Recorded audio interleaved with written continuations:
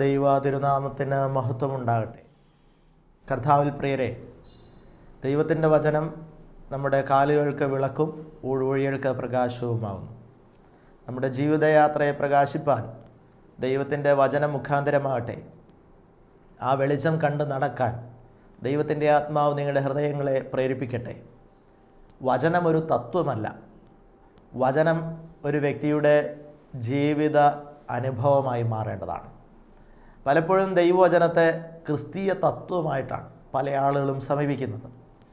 എന്നാൽ ദൈവത്തിൻ്റെ വചനം ക്രിസ്തീയ തത്വമായി കണ്ടാൽ ഒരിക്കലും ഒരു മനുഷ്യന് അത് പ്രായോഗികമായി ജീവിതത്തിൽ കൊണ്ടുപോകാനായിട്ട് സാധിക്കുകയില്ല.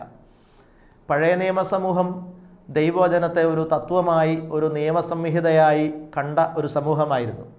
ന്യായപ്രമാണം എന്ന ഒരു പദത്തിൽ നിന്ന് തന്നെ അതിനെ ഒരു നിയമസംഹിതയായി കണ്ടുകൊണ്ട് അതിനെ അക്ഷരം പ്രതി അനുസരിക്കുന്ന ഒരു സമൂഹമാകാൻ പരിശ്രമിച്ചവരായിരുന്നു പഴയ നിയമ ഇസ്രായേല്യർ എന്ന് പറയുന്നത്, യഹൂദ സമൂഹം എന്ന് പറയുന്നത്. പ്രിയപ്പെട്ടവരെ, എന്നാൽ പലപ്പോഴും അത് അവർ പരാജയത്തിലേക്കാണ് നയിച്ചത് എന്നുള്ളതൊരു വാസ്തവമാണ്. എന്നാൽ പുതിയ നിയമ പശ്ചാത്തലത്തിലേക്ക് നമ്മൾ കടന്നു വരുമ്പോൾ പ്രത്യേകമായി മനസ്സിലാക്കുന്നു, ദൈവത്തിൻ്റെ വചനത്തെ ഒരു തത്വമായി മാറാനല്ല, വചനമാകുന്ന ദൈവത്തെ, അതായത് യേശുക്രിസ്തുവിനെ നമ്മുടെ ജീവിതത്തിലേക്ക് ചേർത്ത് വയ്ക്കാനാണ് സ്വർഗം പ്രത്യാശിക്കുന്നത്. അങ്ങനെ ക്രിസ്തു നമ്മുടെ ജീവിതത്തിൽ ചേർത്ത് വയ്ക്കപ്പെടുമ്പോൾ, ആ ക്രിസ്തു നമ്മുടെ ഹൃദയത്തിൻ്റെ പ്രധാനപ്പെട്ട കേന്ദ്രമായി മാറുമ്പോൾ, യേശുക്രിസ്തു എൻ്റെ ഹൃദയത്തിൻ്റെ കർത്താവായി മാറുമ്പോൾ, വചനമാകുന്ന ദൈവം എൻ്റെ ലോർഡ്ഷിപ്പ്, എൻ്റെ കർത്തൃത്വം ഏറ്റെടുക്കുമ്പോൾ, എൻ്റെ ജീവിതത്തിൽ വചനം ഒരു സ്വാഭാവിക പ്രതികരണമായി മാറും. വചനാധിഷ്ഠിത ജീവിതം ഒരു സ്വാഭാവിക പ്രതികരണമായി മാറും. അത്തരത്തിൽ ഉള്ള ഒരു പരിണാമമാണ് സ്വർഗം എന്നെക്കുറിച്ച് ആഗ്രഹിക്കുന്നത് എന്നുള്ളത് നമ്മൾ മനസ്സിലാക്കണം.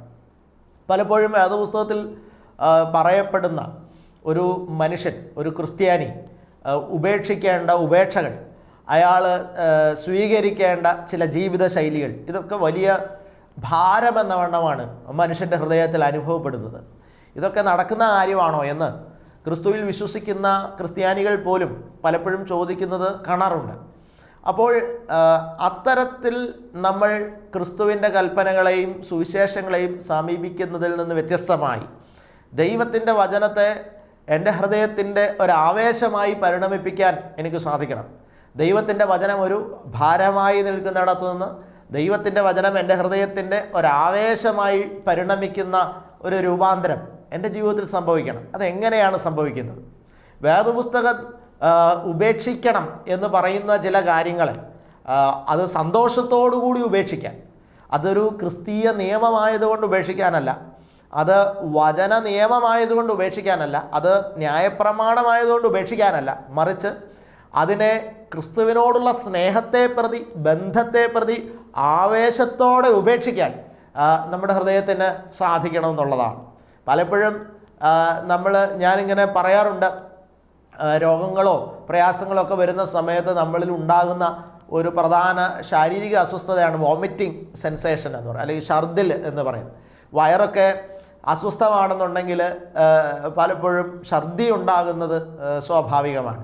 അപ്പോൾ ഈ ഛർദി എന്ന് പറയുന്നത് വാസ്തവത്തിൽ നമ്മുടെ ഹൃദയത്തിൽ, നമ്മുടെ ശരീരത്തിൽ, നമ്മുടെ വയറിനകത്ത് കിടക്കുന്ന അഴുക്ക്, ദഹനക്കേടിൽ കിടക്കുന്ന അഴുക്കിനെ പുറത്തേക്ക് വോമിറ്റ് ചെയ്യുകയാണ്. വോമിറ്റ് എന്ന് പറയുന്ന വാക്കിൽ തന്നെ അർത്ഥമുണ്ട്. ടു വോമിറ്റ് എന്ന് പറഞ്ഞാൽ അത് പുറത്തേക്ക് തള്ളുന്ന ഒരനുഭവമാണ്. അപ്പോൾ നമ്മൾ വോമിറ്റ് ചെയ്യുക എന്ന് പറയുന്നത് ഒരു സങ്കടത്തിൻ്റെ പ്രവൃത്തിയല്ല. വോമിറ്റ് ചെയ്യുക എന്ന് പറയുന്ന ഉള്ളിലുള്ള അഴുക്ക് നമ്മൾ ഉള്ളിൽ നിന്ന് ഏത് വിധേനയും പുറത്ത് ഇല്ലാതെയാക്കാനുള്ള, എൻ്റെ ഉള്ളിൽ നിന്ന് അതിനെ പുറത്ത് കളയാനുള്ള ഒരു പരിശ്രമമാണ് വോമിറ്റിംഗ് എന്ന് പറയുന്ന, ടു വോമിറ്റ് എന്ന് പറയുന്ന അനുഭവം. വാസ്തവത്തിൽ നമ്മുടെ ജീവിതത്തിൽ ദൈവത്തിന് ഇഷ്ടമല്ലാത്തതിനെ ഈ ഒരു വോമിറ്റിംഗ് അപ്രോച്ച് നമുക്കുണ്ടോ എന്നുള്ളത് നമ്മൾ പരിശോധിക്കണം. ദൈവത്തിന് ഇഷ്ടമല്ലാത്തതിനെ നമ്മുടെ ഹൃദയത്തിൽ നിന്ന് വോമിറ്റ് ചെയ്യാൻ, അത് നമ്മുടെ വോമിറ്റിങ്ങിനോട് താരതമ്യപ്പെടുത്തിയാൽ നിങ്ങൾക്ക് അതിൻ്റെ ഗൗരവം മനസ്സിലാവും. എൻ്റെ ഉള്ളിലുള്ള അഴുക്ക്, എൻ്റെ ഉള്ളിലുള്ള അശുദ്ധി, എൻ്റെ ഉള്ളിലുള്ള പാപം, ദൈവത്തിന് ഇഷ്ടമില്ലാത്ത ഇമോഷൻസ്, അതുപോലെ തന്നെ എൻ്റെ മുന്നിൽ കാണുന്ന മോഹങ്ങൾ, അതൊക്കെ ദൈവത്തിന് ഇഷ്ടമല്ലാത്തതാണെന്നുണ്ടെങ്കിൽ അതിനെ വോമിറ്റ് ചെയ്യാൻ, എൻ്റെ ഇമോഷൻസിൽ നിന്ന് അതിനെ പുറന്തള്ളിക്കളയാൻ, അതിനെ ഏറ്റവും ശക്തമായി അതിൻ്റെ ഒരു അംശം പോലും എൻ്റെ ഉള്ളിൽ ശേഷിക്കാതെ അതിനെ തള്ളിക്കളയാനായിട്ടുള്ള ഒരു പ്രേരണ, അങ്ങനെ ഒരു ഇൻസ്പിരേഷൻ എൻ്റെ ഹൃദയത്തിൽ ഉണ്ടോ എന്നുള്ളത് പരിശോധിക്കണം. ആ ഒരു പ്രേരണ നമ്മുടെ ഹൃദയത്തിൽ രൂപപ്പെടേണ്ടത് വളരെ അത്യാവശ്യമാണ് എന്നുള്ളത് നമ്മൾ തിരിച്ചറിയണം. ഞാൻ ഇന്ന് ആമുഖമായിട്ട് ഞാൻ ഇത്രയും കാര്യം പറഞ്ഞത്, ഞാൻ പൗലോസ് അപ്പോസ്തലൻ്റെ ഒരു ജീവിതശൈലിയെ, അല്ലെങ്കിൽ പൗലോസ് അപ്പോസ്തലൻ തൻ്റെ ജീവിതത്തിൽ പലതിനെയും വെട്ടിമാറ്റിയതിൻ്റെ പിന്നിലുള്ള ആ പ്രേരണാ ഘടകം എന്താണെന്ന് പൗലോസ് അപ്പോസ്തലൻ വ്യാഖ്യാനിക്കുന്ന ഒരു വേദഭാഗമുണ്ട്. ക്രിസ്തുവിനെ പ്രതി ഒരുപാട് കാര്യങ്ങളെ ഉപേക്ഷിച്ച ഒരു വ്യക്തിയാണ് സെയിൻറ്റ് പോൾ എന്ന് നമുക്കറിയാം. അപ്പോൾ ക്രിസ്തുവിനെ പ്രതി ഒരുപാട് കാര്യങ്ങളോട് നോ പറയാൻ അദ്ദേഹത്തിൻ്റെ ഹൃദയത്തെ പ്രേരിപ്പിച്ച ആ ഇമോഷൻസ് എന്താണ്? ക്രിസ്തുവിനെ പ്രതി ഒരുപാട് കാര്യങ്ങൾ, ക്രിസ്തുവിന് ഇഷ്ടമില്ലാത്ത ഒരുപാട് കാര്യങ്ങൾ തൻ്റെ കാഴ്ചപ്പാടിൽ നിന്ന്, തൻ്റെ മനോഭാവത്തിൽ നിന്ന്, തൻ്റെ ജീവിതശൈലിയിൽ നിന്ന് വൊമിറ്റ് ചെയ്യാൻ, പുറന്തള്ളാൻ സെയിൻറ്റ് പോളിനെ പ്രേരിപ്പിച്ച ഘടകം എന്തെന്ന് അദ്ദേഹം തന്നെ വ്യാഖ്യാനിക്കുന്ന ഒരു വേദഭാഗമുണ്ട്. ആ വേദഭാഗത്തിൽ നിന്ന് നമുക്ക് അല്പമൊന്ന് ചിന്തിക്കാം. നമ്മുടെ ജീവിതത്തിലും ദൈവഹിതത്തിന് വിരുദ്ധമായതിനെ വൊമിറ്റ് ചെയ്യാൻ ഈ ഒരു വാക്കുകൾ പ്രേരകമാകട്ടെ എന്ന് ആഗ്രഹിക്കുകയാണ്. ഫിലിപ്പിയർക്ക് എഴുതിയ ലേഖനം 3-ാം അധ്യായത്തിൻ്റെ 9 മുതൽ 11 വരെയുള്ള തിരുവചന ഭാഗമാണ്. ഫിലിപ്പിയർ 3-ാം അധ്യായത്തിൻ്റെ 9 മുതൽ 11 വരെയുള്ള വേദഭാഗം. ഞാനതൊന്ന് വായിക്കാം, നിങ്ങൾ ശ്രദ്ധിച്ച് കേൾക്കുക. ഞാൻ ക്രിസ്തുവിനെ നേടേണ്ടതിനും ന്യായപ്രമാണത്തിൽ നിന്നുള്ള എൻ്റെ സ്വന്തം നീതിയല്ല, ക്രിസ്തുവിങ്കലുള്ള വിശ്വാസം മൂലം ദൈവം വിശ്വസിക്കുന്നവർക്ക് നൽകുന്ന നീതി തന്നെ ലഭിച്ച് അവനിൽ ഇരിക്കേണ്ടതിനും അവൻ്റെ മരണത്തോട് അനുരൂപപ്പെട്ടിട്ട് അവനെയും അവൻ്റെ പുനരുദ്ധാനത്തിൻ്റെ ശക്തിയെയും അവൻ്റെ കഷ്ടാനുഭവങ്ങളുടെ കൂട്ടായ്മയും അനുഭവിച്ചറിയേണ്ടതിനും ഇങ്ങനെ വല്ലവിധേനയും മരിച്ചവരുടെ ഇടയിൽ നിന്നുള്ള പുനരുദ്ധാനം പ്രാപിക്കണം എന്നു വെച്ചും ഞാൻ അവൻ്റെ നിമിത്തം എല്ലാം ഉപേക്ഷിച്ച് ചവറ് എന്ന് എണ്ണുന്നു. വളരെ മനോഹരമായി എനിക്ക് തോന്നിയ ഒരു ധ്യാനമാണ് ഈ ഒരു വേദഭാഗം. ഞാൻ വളരെ മെഡിറ്റേറ്റ് ചെയ്യാൻ ശ്രമിച്ച ഒരു വേദഭാഗമാണ്. പ്രിയപ്പെട്ടവരെ, അതിൻ്റെ അവസാന വാക്യത്തിൽ പറയുന്നത് എങ്ങനെയാണ്? ഞാൻ അവൻ്റെ നിമിത്തം എല്ലാം ഉപേക്ഷിച്ച് ചവറ് എന്നെണ്ണുന്നു.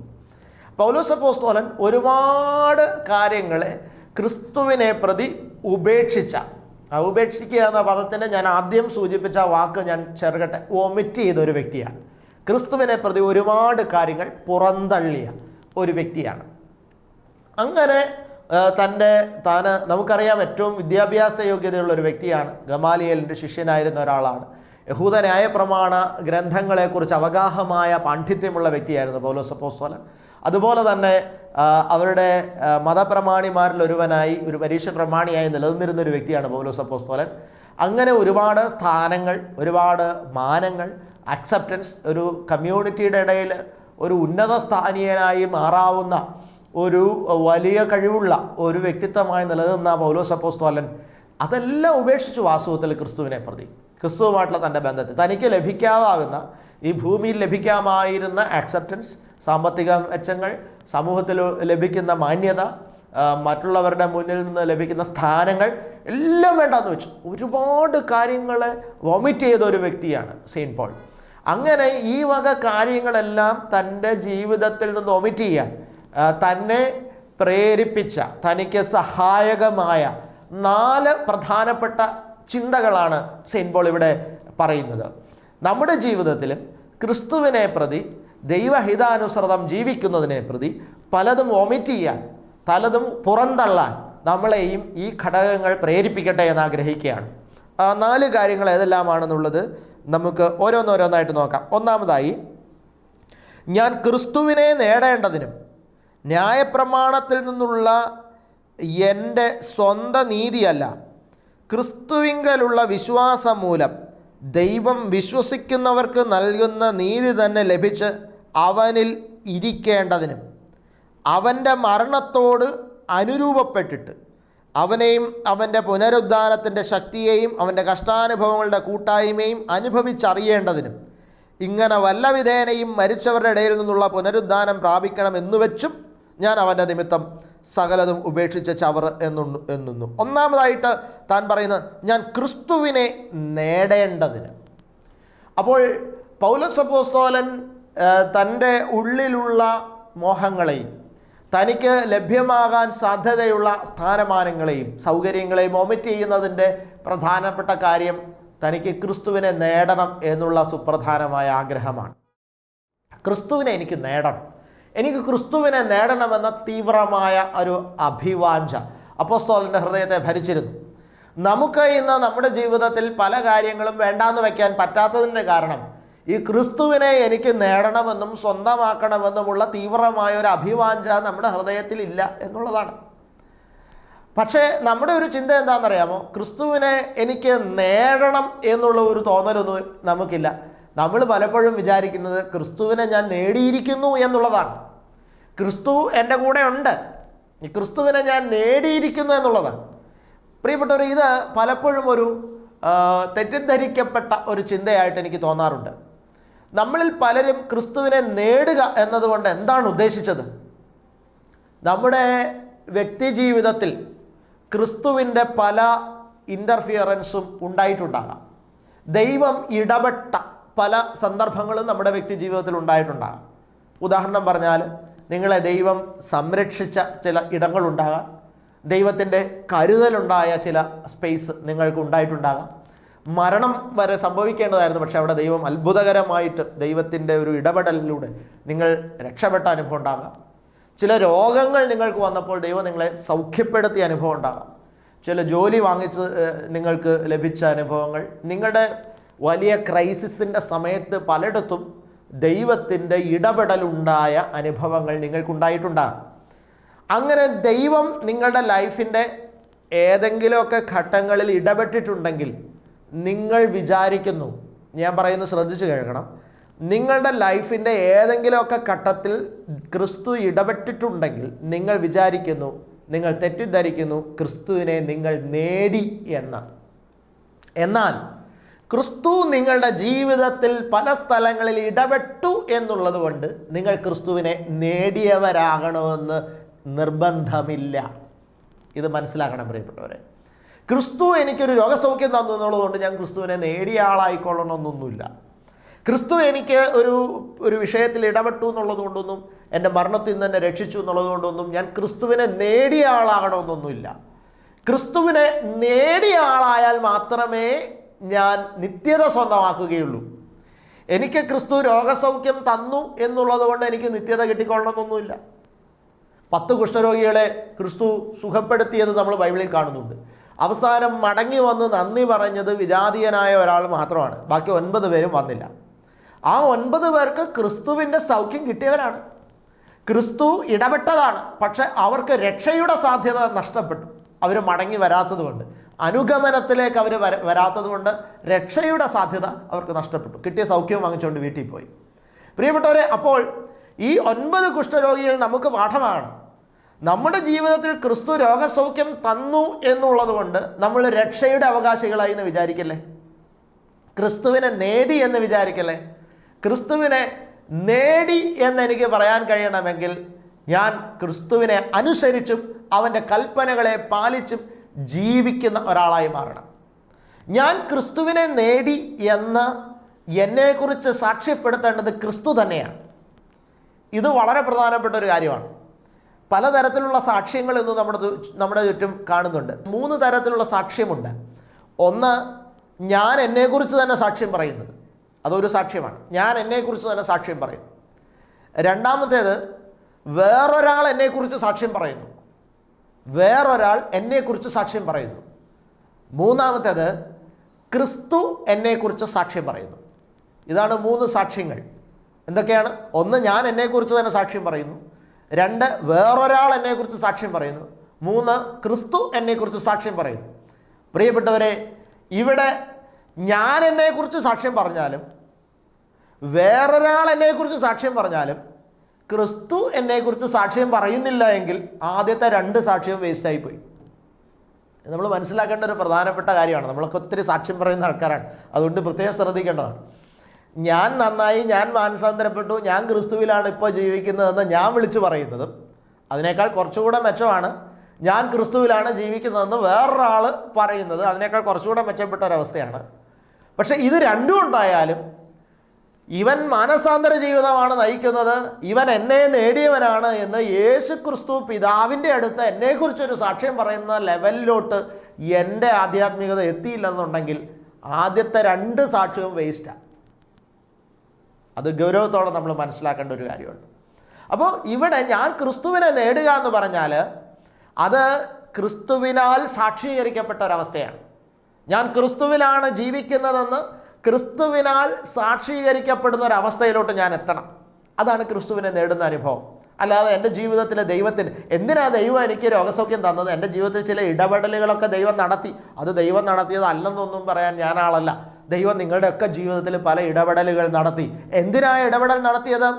അത് നിങ്ങളുടെ മാനസാന്തരത്തിൻ്റെ പ്രേരണയായി മാറാൻ ദൈവം സൃഷ്ടിച്ച അവസരമാണ്. നിങ്ങളുടെ ആ ഇടപെടലിലൂടെ നിങ്ങളുടെ ലൈഫിൽ മരണാസന്നമായ അവസ്ഥയിൽ ദൈവം ഇടപെട്ട് നിങ്ങളെ രക്ഷിച്ചതിലൂടെ നിങ്ങൾക്ക് ദൈവത്തോട് സ്നേഹം ഉണ്ടാകേണ്ടതായിരുന്നു. നിങ്ങൾ ആ ദൈവത്തെ കൂടുതൽ തേടുന്ന സ്വഭാവമുള്ളവരായി മാറേണ്ടവരായിരുന്നു. നിങ്ങൾ ആ ദൈവത്തെ അന്വേഷിച്ച് കണ്ടെത്തിയ ക്രിസ്തുവിൽ ജീവിക്കുന്ന സ്വഭാവം രൂപപ്പെടേണ്ടവരായിരുന്നു. ആത്യന്തികമായി നിങ്ങളുടെ മാനസാന്തരത്തിൻ്റെ ഒരു താക്കോലായി നിങ്ങളുടെ ജീവിതത്തിലെ ക്രിസ്തുവിൻ്റെ ഇടപെടൽ മാറേണ്ടതായിരുന്നു. അതാണ് ആ ഇടപെടൽ കൊണ്ട് സ്വർഗം ഉദ്ദേശിച്ചത്. അതുകൊണ്ട് നിങ്ങൾ ക്രിസ്തുവിനെ നേടിയവരായില്ല. നിങ്ങൾ മാനസാന്തര ജീവിതം നയിച്ച് ക്രിസ്തുവിനാൽ നിങ്ങൾ ക്രിസ്തുവിലാണെന്ന് സർട്ടിഫൈ ചെയ്യുന്ന ഒരവസ്ഥ സ്വർഗത്തിൽ പിതാവിൻ്റെ മുൻപിൽ യേശു ക്രിസ്തു നിങ്ങളെ സർട്ടിഫൈ ചെയ്യുന്ന ഒരവസ്ഥ ഉണ്ടാകണം. അവിടെയാണ് നിങ്ങൾ ക്രിസ്തുവിനെ നേടുന്നത്. അപ്പോൾ സെയിൻറ്റ് പോൾ പറയുകയാണ്, ഞാൻ ക്രിസ്തുവിനെ നേടേണ്ടതിന് വേണ്ടിയിട്ടാണ് എന്ന് പറഞ്ഞാൽ ഇത് പറയുമ്പോഴും താൻ ക്രിസ്തുവിനെ പൂർണ്ണമായി നേടി എന്നൊരു കോൺഫിഡൻസ് ഒന്നും പൗലോസിനില്ല. അദ്ദേഹം പോലും പറയുകയാണ്, ഞാൻ ക്രിസ്തുവിനെ നേടേണ്ടതിന് വേണ്ടി എന്ന് പറഞ്ഞാൽ സ്റ്റിൽ ഞാൻ ക്രിസ്തുവിനെ നേടേണ്ടതിൻ്റെ അന്വേഷണത്തിലാണ്. ഞാൻ നേടിക്കഴിഞ്ഞു എന്ന് പറയുന്ന ഒരു വാക്ക് അദ്ദേഹം ഉപയോഗിക്കുന്നില്ല. നേടേണ്ടതിന് വേണ്ടിയിട്ടുള്ള ഒരു പരിശ്രമമാണ് എൻ്റെ ഹൃദയത്തിൽ നടത്തുന്നത് എന്നുള്ളതാണ് പൗലോസ് അപ്പോസ്തലൻ ഇവിടെ പങ്കുവെക്കുന്ന ഒരു കാര്യം എന്ന് പറയുന്നത്. ഞാൻ ക്രിസ്തുവിനെ നേടേണ്ടതിന്. വീണ്ടും രണ്ടാമത് പറയുകയാണ്, ന്യായപ്രമാണത്തിലുള്ള എൻ്റെ സ്വന്തം നീതിയല്ല, ക്രിസ്തുവിങ്കലുള്ള വിശ്വാസം മൂലം ദൈവം വിശ്വാസികൾക്ക് നൽകുന്ന നീതി ലഭിച്ച് അവനിൽ ഇരിക്കേണ്ടതിന്. കണ്ടോ, ഇത് വളരെ വായിച്ച് കേൾക്കുമ്പോൾ അല്പം ഒരു കോംപ്ലിക്കേഷൻ ഫീൽ ചെയ്യുന്ന, അല്ലെങ്കിൽ അതിൻ്റെ ഒരു മീനിങ് എക്സ്ട്രാക്ട് ചെയ്തെടുക്കാൻ, അതിൻ്റെ ഒരു മർമ്മം എക്സ്ട്രാക്ട് ചെയ്തെടുക്കാൻ ബുദ്ധിമുട്ട് അനുഭവപ്പെടുന്ന ഒരു വാക്യമാണ്. എങ്കിലും ഞാനതിനെ സിമ്പിളായിട്ട് നിങ്ങൾക്ക് മനസ്സിലാക്കി തരാൻ ശ്രമിക്കാം ചുരുങ്ങിയ സമയത്തിനുള്ളിൽ. പ്രിയപ്പെട്ടവരെ, ഇങ്ങനെയാണ് ഉദ്ദേശിക്കുന്നത്, ന്യായപ്രമാണത്തിലുള്ള എൻ്റെ സ്വന്തം നീതിയല്ല എന്ന് പറഞ്ഞാൽ പൗലോസ് ഉദ്ദേശിക്കുന്നത് പഴയ നിയമ യഹൂദന്മാരുടെ ആ നീതി സങ്കല്പത്തെക്കുറിച്ചാണ് പൗലോസ് ഇവിടെ ഉദ്ദേശിക്കുന്നത്. പഴയ നിയമ യഹൂദന്മാരുടെ നീതി സങ്കല്പം എന്ന് പറഞ്ഞാൽ എന്താ? ന്യായപ്രമാണത്തിലുള്ളത് വള്ളി പുള്ളി തെറ്റാതെ അനുസരിക്കുക, അതാണ് നീതി. അതാണ് അവരുടെ നീതി സങ്കല്പം. ശബത്ത് ശുചിയായി ആചരിക്കുക എന്ന് പറഞ്ഞാൽ ശബത്തിൽ ഭാരമെടുക്കരുത് എന്ന ഉപകൽപ്പന അവർ വെച്ചിരിക്കുന്നു. ആ ശബത്തിൽ ഭാരം എത്രത്തോളം എടുക്കാം എന്നുള്ള കൽപ്പന അവർ വെച്ചിരിക്കുന്നു. യേശുക്രിസ്തു ശബത്ത് ദിവസം വയലിൽ കൂടെ എന്ന യാത്ര ചെയ്യുമ്പോൾ ശിഷ്യന്മാർ കതിര് പറിച്ചതിനെ വിമർശിക്കുന്നുണ്ട്. അവിടെയൊക്കെ ക്രിസ്തു പറയുന്നുണ്ട്, ശബത്ത് മനുഷ്യന് വേണ്ടിയാണ്, മനുഷ്യൻ ശബത്തിന് വേണ്ടിയല്ല എന്നൊക്കെ പറയുന്നുണ്ട്. അപ്പോൾ ഒരു ആക്ഷരികമായ നിയമാനുസരണം, അക്ഷരങ്ങളുടെ അടിസ്ഥാനത്തിൽ നിയമത്തിൻ്റെ അനുസരണം നടത്തുന്ന ഒരു നീതി, ആ നീതി അല്ല പൗലോസ് പറയുന്നത്. എന്നിട്ട് പറയാണ്, വിശ്വസിക്കുന്നവർക്ക് ദൈവം നൽകുന്ന നീതി ലഭിച്ചു. കണ്ടോ, അപ്പോൾ ദൈവത്താൽ സർട്ടിഫൈ ചെയ്യപ്പെടുന്ന അവസ്ഥയെക്കുറിച്ചാണ് ഈ പറയുന്നത്. അല്ലാതെ ഞാൻ നിയമം പാലിക്കുന്നുണ്ട് എന്ന് പറഞ്ഞിട്ട് എനിക്ക് തന്നെ ഉണ്ടാകുന്ന ഒരു തൃപ്തിയല്ല, മറിച്ച് ഞാൻ നിയമം പാലിച്ചോ ഇല്ലയോ എന്ന് ദൈവം എന്നെക്കുറിച്ച് സർട്ടിഫൈ ചെയ്യുന്ന ഒരനുഭവത്തിലേക്ക് മാറണം. ദൈവം നൽകുന്ന നീതി, ഇവൻ നീതിമാനാണെന്ന് ഞാനല്ല പറയേണ്ടത്, ഞാൻ നീതിമാനാണെന്ന് ദൈവം പറയണം. ആ നീതി സ്വന്തമാക്കുന്നതിനെ കുറിച്ചാണ് പൗലോസ് പറയുന്നത്. ഞാൻ ആദ്യം പറഞ്ഞ പോയിന്റ് തന്നെയാണ് പ്രിയപ്പെട്ടവരെ, അതിൻ്റെ ഒരു എക്സ്റ്റൻഷനായിട്ട് നമുക്കിതെടുക്കാം. അപ്പോൾ ദൈവം പറയണം ഞാൻ നീതിമാനാണെന്ന്.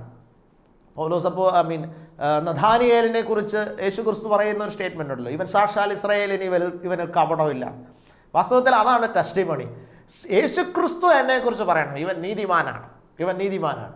അപ്പോൾ ആ നീതി യേശുക്രിസ്തു ദൈവം നൽകുന്ന ആർക്കാണ്? തന്നിൽ വിശ്വസിക്കുന്നവർക്കാണ് ആ നീതി നൽകുന്നത്. തന്നിൽ വിശ്വസിക്കുക എന്ന് പറഞ്ഞാൽ തന്നെ അനുസരിക്കുന്നവർക്കാണ് ആ നീതി.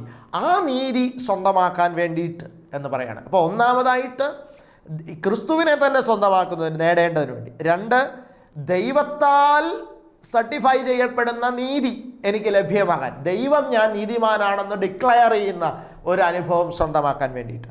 മൂന്നാമതായിട്ട് പറയാണ്, അവൻ്റെ മരണത്തോട് അനുരൂപപ്പെട്ടിട്ട് അവൻ്റെ പുനരുദ്ധാനത്തിൻ്റെ ശക്തിയെയും കഷ്ടാനുഭവങ്ങളുടെ കൂട്ടായ്മയും അനുഭവിച്ചറിയേണ്ടതിന്.